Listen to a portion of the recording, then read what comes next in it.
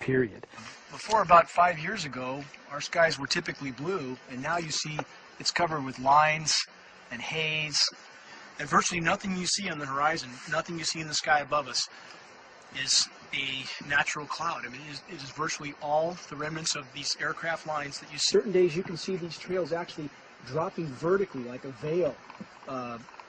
We assume the particulates are descending, and we have the test to prove that we are being inundated with levels of aluminum and particulates that are literally tens of thousands of times what would already be considered high. So we're not talking about exposure to a slight percentage higher of these toxic materials. We're talking about quantities, for example, off the side of Mount Shasta. If you can pan back, that's a landmark in Northern California, considered to be a pristine water source. Aluminum or snow sample off the side of Mount Shasta tested 61,000 parts per billion.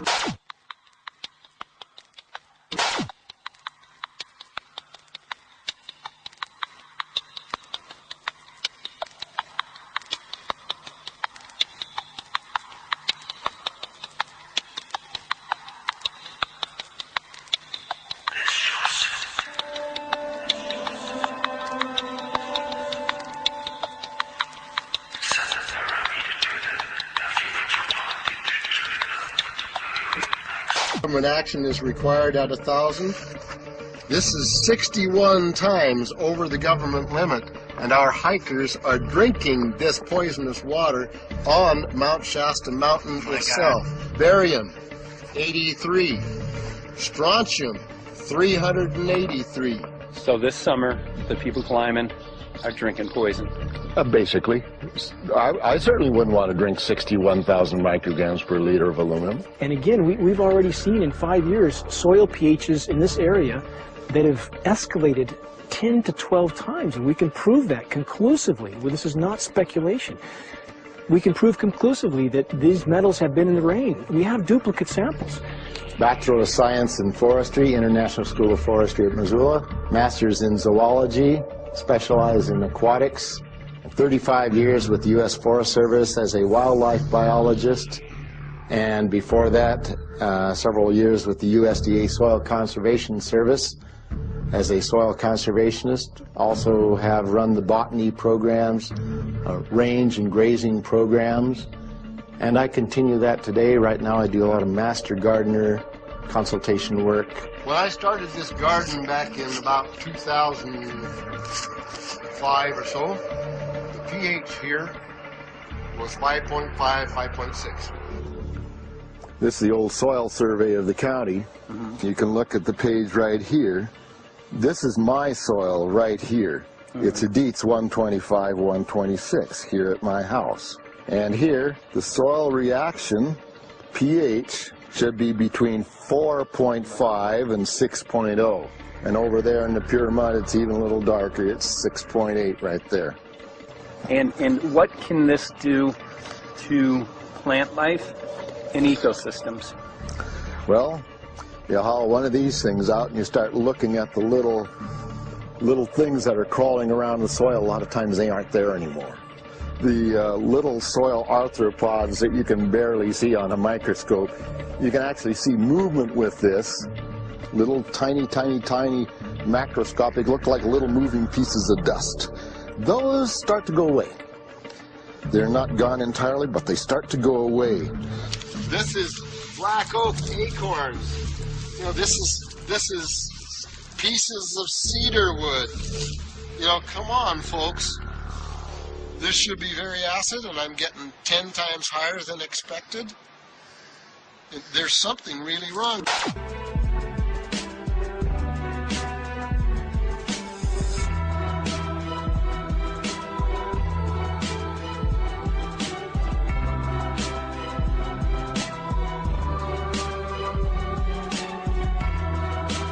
Methods might have some effect on the monsoons, which could lead to dramatic changes in precipitation patterns, drought, crop failures, and potentially conflict.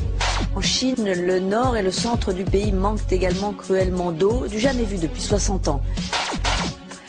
L'Australie n'avait jamais connu ça, un État entier sous les eaux, gros comme la France et l'Allemagne réunies. Des inondations qui prennent de plus en plus d'ampleur. Habitations, infrastructures, presque tout a été détruit. Éloigne cette tornade de nos maisons.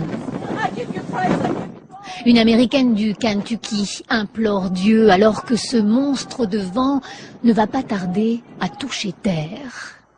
Et voilà le résultat.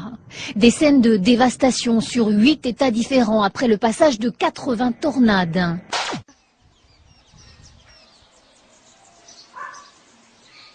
Voilà.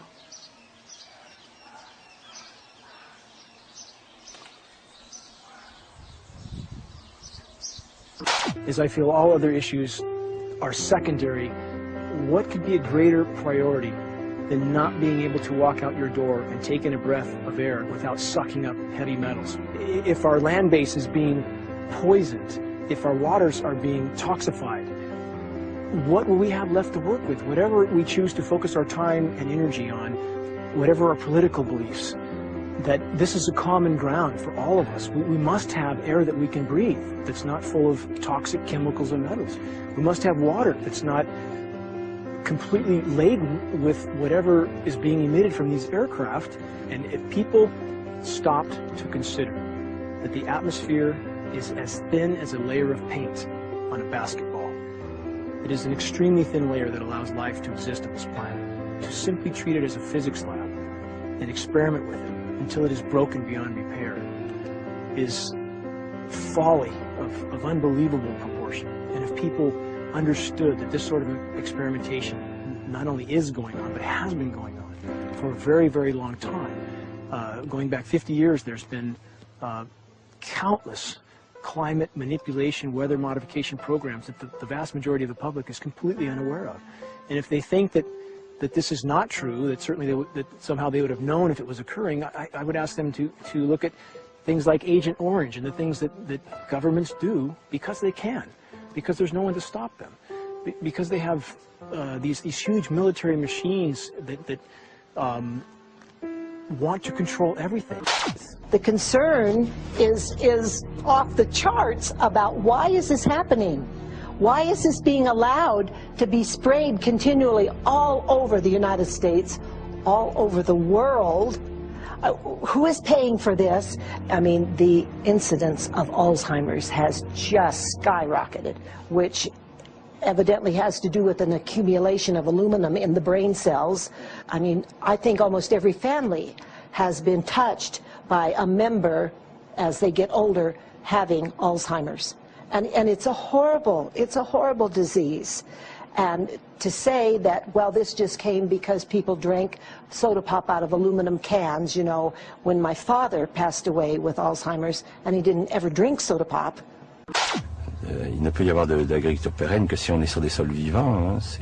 Le sol abrite 80% de la biomasse vivante. Hein. Donc si vous tuez, on en a tué 90%, c'est qu'on est en train de tuer tout ce qui est à la source de la vie. Hein. C'est quand même les microbes qui nourrissent nos plantes, qui font que nos plantes sont saines, sont nutritifs pour nous. Alors que maintenant, les gens, enfin, nous sommes quand même dans la société la plus confortable de l'histoire de l'humanité et nos dépenses de sécurité sociale augmentent de 6% par an. Il y a quand même des questions à se poser, quoi. Nous avons en ce moment, hein, depuis 20 ans, nous traversons les années les plus sèches depuis 3000 ans dans l'histoire de l'Europe. Et les écologistes, à l'heure actuelle, se posent la question de savoir à quel moment c'est l'humanité qui commencera à s'écrouler. C'est-à-dire, pour le moment, on a détruit 90% de notre biodiversité. En Europe, ça va encore pour nous. Donc les écologistes disent, est-ce que c'est à 95% que le système va lâcher? Est-ce que c'est... On ne sait pas. La catastrophe du Crétacé est ridicule en comparaison de ce qui se passe en ce moment. Mais ça meurt. Puis les gens attendent, disent, peut-être qu'un jour on va voir quand ça va péter, quoi. And all of us have a duty to stand up and speak out about it. Why is the water being contaminated? Why is the soil being contaminated? Why are aluminum-related diseases going up? And it's affecting all of us, and thus we all have the duty to stand up and speak out and get educated and stop this. For our own sake, for our children's sake, it is a crucial moment in history right now. As human beings, we need to decide whether to live on our knees while being sprayed and poisoned every day, while being under a continual threat, or whether we are going to stand up and live as free human beings and seek truth, justice, peace, and freedom for all of God's children. Thank you very much, everybody.